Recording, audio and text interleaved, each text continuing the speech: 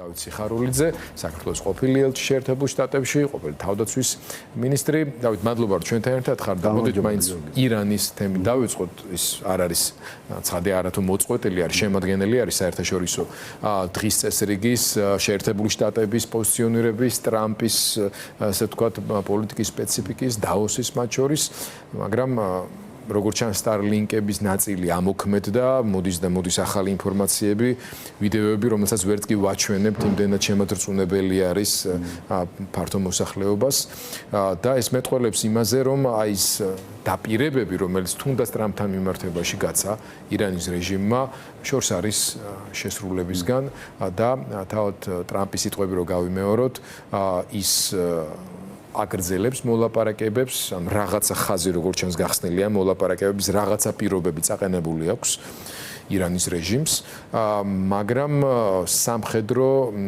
შეერაღებითი პოტენციალის მობილიზებას ტრამპი აქტიურად აგრძელებს ირანის შემოგარენში. თქვენ როგორ ახსენებთ ამ სიტუაციას? რა შეიძლება იყოს ამერიკელებსა და ირანის მოქმედ რეჟიმს შორის თუნდაც რეგიონალური მოთამაშეების შუამდგომლობით მიმდინარე მოლაპარაკების საგანი და რამდენად არსებობს საერთოდ რაიმე რესურსი, რაიმე შეთანხმების? მოგესალმებით, მადლობა მოწვევისთვის. მე მართალი გითხრათ, ამ სპეციფიურად ირანის ექსპერტების არ მაქვს პრეტენზია, მაგრამ აქ აშკარაა, რომ ერთი რამე ძალიან მკაფიო და აშკარაა. მე ვფიქრობ, რომ რეჟიმის დაცემა დროის ამბავია. წარმოუდგენელია. რეჟიმმა დაკარგა ყველანაირი პოლიტიკური, მორალური, რა ვიცი, სამართლებრივი, ყველანაირი საფუძველი, როგორ დარჩეს რეჟიმად. ეს არის რაღაცა სისხლისმელი რეჟიმი, რა პოლპოტის მსგავსი, რომელმაც ათასობით და ათეულ ათასობაზეც არის საუბარი, საკუთარი მოქალაქეები გაანადგურა. როდესაც რეჟიმი იწყებს საკუთარი მოქალაქეების განადგურებას, ის კარგავს ყველანაირ ლეგიტიმაცია, რაც მანამდე გამოირჩეოდა, მიუხედავად იმისა, რომ გარკვეული ადამიანები არჩეულები არიან იქ. მაგრამ არც მანამდე გამოირჩეოდა და ახლა მით უმეტეს, როდესაც ამხელა სისხლი დაიღვარა, როდესაც ასეთი ვითარება შეიქმნა, მე ვფიქრობ, რომ ეს დროის ამბავია, რეჟიმის დაცემა არის დროის ამბავი. რაც შეეხება შეერთებულ შტატებთან, მე ვერ ვხედავ იქ რამე საფუძველს, რომ რაზე შეიძლება შეთანხმდე. რაც რამე ახლო აღმოსავლეთში უბედურება ხდება, ირანის რეჟიმის გარეშე ეს უბედურება არ ხდება. და არანაირ ინტერესში ეს ირანის მოქალაქეების, ირანელების არანაირ ინტერესში ის, რომ ისინი გამოდიოდნენ ამრევად, რეგიონის ამრევად, არანაირ ინტერესში ეს მათი არ შედის. ეს არის რაღაც რეჟიმის ინტერესი, რომელიც ემიჯნება ირანელი ხალხის ინტერესს და ძალიან მკაფიოდ და კარგად ჩანს ეს ყველაფერი. დროის ამბავია, იმიტომ რომ წლების განმავლობაში, ათწლეულების განმავლობაში ეს რეჟიმი ასე ვთქვათ, ქმნიდა აი ასეთ ტიპის სხვადასხვა ქვეყანაში სხვადასხვა რაღაცა ეწოდება, უკრაინაში ტიტუშკებს ეძახოდნენ, ახლა იმის აქ ჩვენთან რაღაც ბანდებათ არის, რუსეთში ოფიციალური ინფრასტრუქტურა მორგებული ამას. დაახლოებით ამას იგივეა. ერთი მნიშვნელოვანი ცვლილება არის არსებულ სიტუაციაში, ანუ თავად ამ თეოკრატიული დიქტატორული რეჟიმის ბუნებაში კი არაფერი შეცვლილა, მაგრამ შეიცვალა სისასტიკის ხარისხი. და მიუხედავად იმისა, რომ აი 30,000 თითქმის დადასტურებული მსხვერპლი, კატასტროფულ მასშტაბებზეა ლაპარაკი და ეს მხოლოდ ნაწილია, როგორც ჩანს იზრდება კიდევ. ასევე არის უკვე მტკიცებულებები, რომ ჩამოხრჩობები არ გაუჩერებიათ და რა მიმდინარეობს, როგორც ჩანს. და ასეთ მასობრივი მსხვერპლის გათვალისწინებით, თავად რეჟიმიც არის უკვე იმ მდგომარეობაში, რომ უკან დასახევი ერთის მხრივ არ აქვს და მეორეს მხრივ პროტესტმაც და ხალხმა გააცნობიერა, რომ აი მშვიდობიანი საპროტესტო აქციებით და დემონსტრაციებით და ასეთი წინააღმდეგობით ის უბრალოდ ვერაფერს გახდება შეიარაღებულ ხუნტასთან მიმართებაში. ანუ ძალას თუ ძალა არ დაუპირისპირდა, ნუ ამ ხალხის ხოცვას ისინი ანუ ყველა ზღვარი გადალახული აქვს და გააგრძელებენ და აქ შემოდის უკვე გარდაუვალი აუცილებლობა საგარეო ჩარევის. თუმცა ირანის სპეციფიკის გათვალისწინებით სახმელეთო ოპერაციების ჩატარება ან რაიმე მსგავსი რამ რთულად წარმოსადგენი არის. ალბათ ამ კალკულაციაში არის თავად ტრამპი, მიუხედავად იმისა, რომ ის ეწულა ძალიან აქტიურად აგრძელებს. ტრამპს ამ საქმეში დასავლელი პარტნიორები აქტიურ მოკავშირეებად ყავს, შედარებით უფრო სკეპტიკურად არა, მაგრამ ფრთხილად ამ პროცესს ეკიდებიან რეგიონის მოთამაშეები, საუდის არაბეთი, ყატარი, თავად ისრაელიც კი ამ შემთხვევაში. ამ ყველაფრის გათვალისწინებით ეხლა მინდა რომ ცოტა საქართველოსკენ გადმოვიტანო ფოკუსი, ვახსენოთ ინფორმაცია, რომელიც უკავშირდება ვიცე-პრეზიდენტ ვენსის ვიზიტს რეგიონში და საქართველოს საერთოდ არ ფიგურირებს. არ ვიცი რამდენად შეიძლება რაიმე კავშირში იყოს, მაგრამ როცა ამ დაძაბულ სიტუაციაში ვიცე-პრეზიდენტი ჩამოდის რეგიონში, რომლის ნაწილიც არის ირანი, შეუძლებელია შეუმჩნეველი დარჩეს ამ კუთხითაც თუნდაც და საქართველოს გარიყულია მთელი ამ პროცესიდან. აი როგორ შეაფასებდით საქართველოს მდგომარეობას ამ პირობებში, როდესაც ძალიან ხისტი და რთული თამაში მიმდინარეობს, რომელიც დიდი საფრთხეებით არის დატვირთული, მაგრამ ამავე დროს უზარმაზარი შესაძლებლობებით. ეს ძალიან დიდი ცვლილება მოხდა რეგიონში, ეს ჩვენს ისტორიაში ჩვენ რაც თავი გვახსოვს, ხო, მას შემდეგ ეს ომი მიმდინარეობდა. ეს ომი იყო რუსეთის მიერ პროვოცირებული, რუსეთის მიერ მხარდაჭერილი და ორივე მხარეს ისე ცდილობდა და თამაშობდა, რომ ორივე მხარესთვის იმ დოზით მიეცა ეს მხარდაჭერა ან იარაღი, რომ ეს ომი გაგრძელებულიყო და სწორედ ამ ომის მისი ძალიან დიდი დამსახურება იყო იმაში. ამით ის საკუთარ გავლენას ინარჩუნებდა სომხეთზეც, აზერბაიჯანზეც, იქაურ ელიტებზე, ამ კორუფციულ სისტემებზე და ასე შემდეგ და თვითონაც კმაყოფილი იყო იმით. ეს შესაძლებელი გახადა სწორედ უკრაინის წინააღმდეგობამ. ის რომ რუსეთის შესაძლებლობები დასუსტდა, რუსეთის როგორც სამხედრო, ასევე ჰიბრიდული ომის სხვა შესაძლებლობები დასუსტდა, ეს უკრაინამ გახადა შესაძლებელი.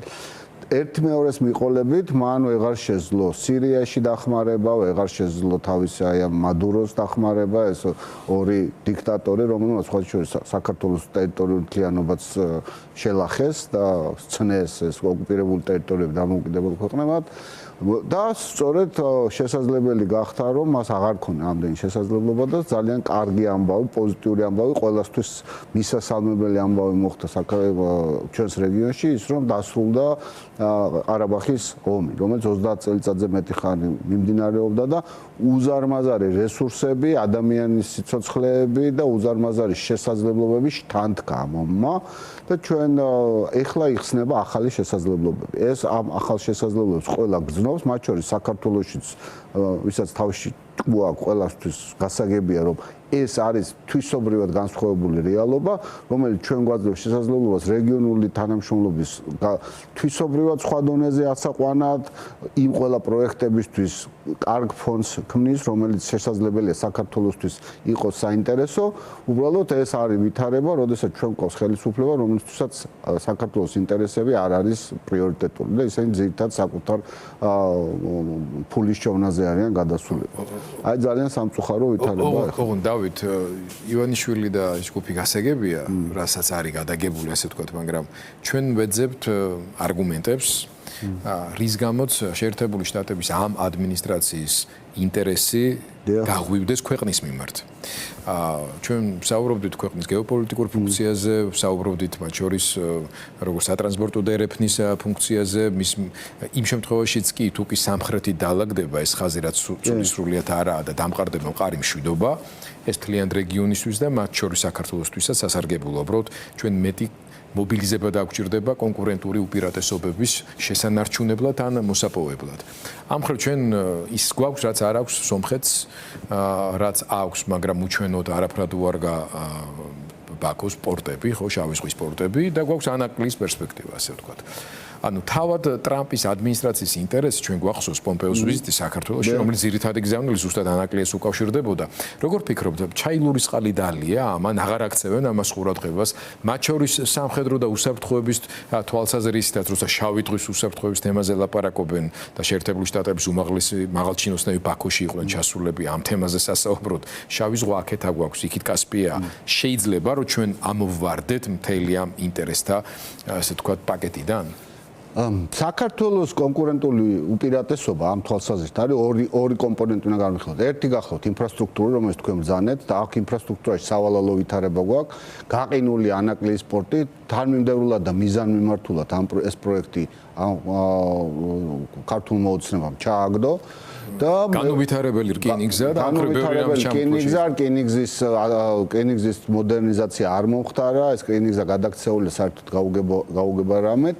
მაგრამ მეორე ძირითადი რატო არის საქართველოს, რატო იყო ყოველთვის მიმზიდველი, რატო არის საქართველოს ნამდვილი კონკურენტული უპირატესობა, რაში მდგომარეობს, ეს გახლავთ ის, რომ საქართველოს აქვს უზარმაზარი პოტენციალი იყოს რეალურად დემოკრატიული დამოუკიდებელი ქვეყანა, იმიტომ რომ საზოგადოება, სამოქალაქო საზოგადოება არსებობდა. ამ მიმართულებითაც ჩვენი კონკურენტული უპირატესობა ახლა სავალო მდგომარეობაში, იმიტომ რომ ჩვენ გვაქვს მიტაცებული სახელმწიფო, კითხვის ნიშნები ლეგიტიმაციასთან და ასე შემდეგ და ბუნებრივია, რომ ეს ძალიან ცუდ გავლენას ახდენს. იმ შესაძლებლობები, რომელიც წარმოქმნა დღეს არა მხოლოდ ამ ომის დასრულება, მაგრამ ამ ომის დასრულებამაც და ასევე იმ საჭიროებებმა, რომელიც ცენტრალურ აზიურ ქვეყნებს აქვთ, რომ რუსეთის გვერდისავლით იარონ ამ ტვირთებმა, ეს ხო კონცეპტუალურად ეს არ არის მხოლოდ ტვირთები მნიშვნელოვანია, ენერგეტიკა მნიშვნელოვანია, მაგრამ ეს სტრატეგიული დაკავშირებულობა არა მხოლოდ ამას ეხება, ხო ეს ეხება ციფრულ დაკავშირებულობას, ეს ეხება სწორედ იმ ალტერნატივას, რომელიც ამან შეიძლება შექმნას. ეს თუ რუსეთის კონტროლის ქვეშ არის, მაშინ არანაირი ფასეულობა არ გააჩნია. ეს გზები არსებობენ, ეს არ არის არც უმოკლესი და არც უიაფესი. ეს არის შესაძლებლობა, რომ გახდეს ეს უმოკლესი და უიაფესი იმ თვალსაზრისით, რომ ეს არის უკეთესი კონკურენტული უპირატესობის პირობებში, ეს არის რუსეთის გავლენისგან თავისუფალი სივრცე. და სწორედ ამ შემთხვევაში მიეცემოდა ამას ფასი.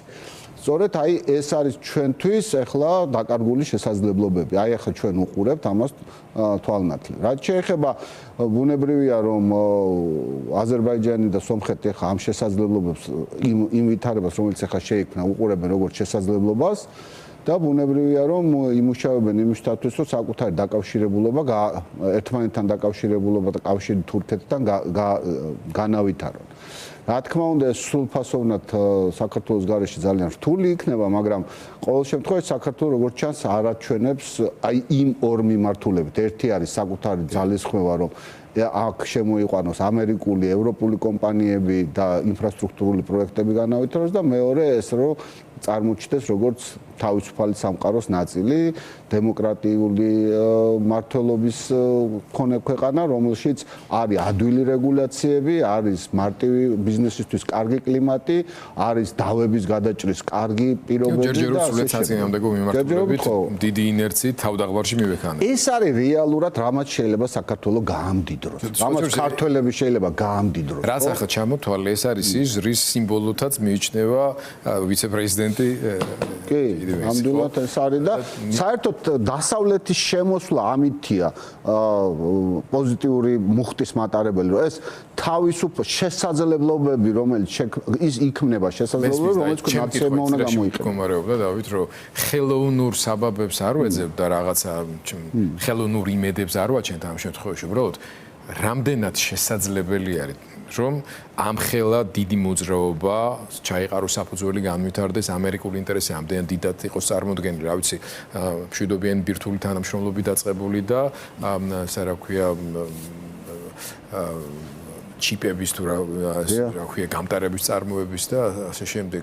ეს თუ ჩვენს რეგიონში ხდება ეს ყველაფერი და აქ ამერიკა ამდენად აქტიურად შემოდის თან ირანთან მიმართებაში როგორც მინიმუმ აქტუალიზაცია ხდება ამერიკული პოლიტიკის სრულიად წარმოუდგენელია რომ რუსული აგენტი სახელმწიფო იყოს აქ წარმოუდგენელი ამ სივრცეში რომელსაც აქვს საკვანძო მნიშვნელობა იმისთვის რომ აი სამხრეთ კავკასია რომელსაც ფაქტია რომ ტრამპმა როგორც მინიმუმ ხელი დაადო ასე ვთქვათ რომ დარჩეს რაღაცა ნაწილი რომელიც მუდმივი დესტრუქტორი შეიძლება აღმოჩნდეს ანუ თავად აზერბაიჯანისა და სომხეთის ინტერესთანაც კი წინააღმდეგობაში მოვდივართ ანუ რეგიონში აღარ რჩება არავინ ვისი ინტერესის წინააღმდეგობაშიც არ მოვდივართ ცენტრალური აზიით დაწყებული რაც თქვენ ახსენეთ დიდი მოთამაშეებით უფრო გაგრძელებული და ჩვენი სამეზობლოსი დამთავრებული. კიდე მეცაც გეტყვით, საქართველოს რეალური ეროვნული ინტერესების საწინააღმდეგოა სწორედ ის პოლიტიკა, რომელიც ახლა ტარდება. ეს არის მათთვის რაღაც, რა ვიცი, ნაწილი ყოფილი საბჭოთა კავშირიდან მოდის, ნაწილი, რა ვიცი,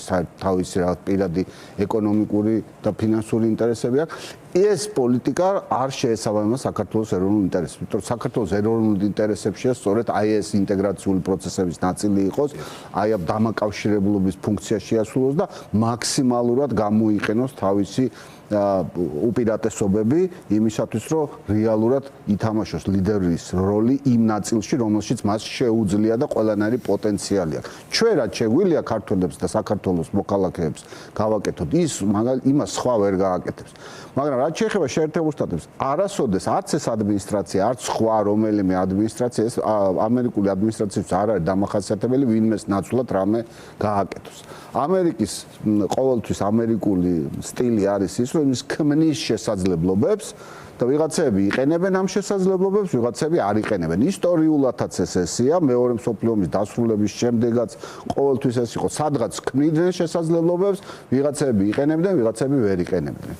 ძალიან მარტივი რამ არის ეს. დავით, ეს თქვენი ცოდნის ნაწილია და რეალობის ასახვა, მაგრამ ბატონი ივანიშვილის წარმოდგენის სამყაროში ყველაფერი სხვაგვარად ხდება, ხო? ვიღაცები სადღაციდან მართავენ. ამიტომ ჩემი აზრით ის უბრალოდ ელის კომუნიკაციას იმ ვიღაცა deep state-ით უფლებამოსილებით აღჭურვილი პირისგან, რომელიც ეტყვის, რომ გეყოფათ ახლა მაგ ერთი ადგილის თამაში და რასაც გეტყვით ისე გააკეთეთ და შემდეგ ესენი ესე მოიქცევიან. გასაგები რომ ეგეთი ზარი არც deep state-დან იქნება და არც საერთოდ არანაირი deep state-ი მე ვფიქრობ რომ არ არსებობს.